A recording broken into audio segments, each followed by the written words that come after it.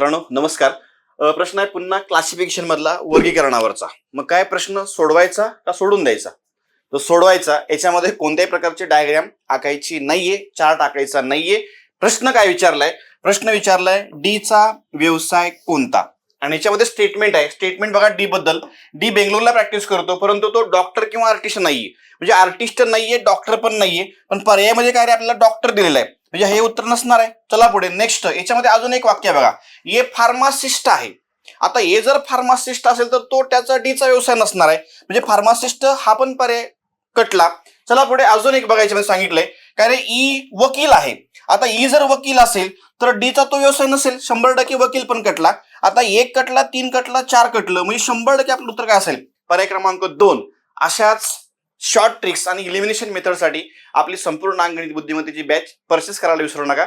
धन्यवाद.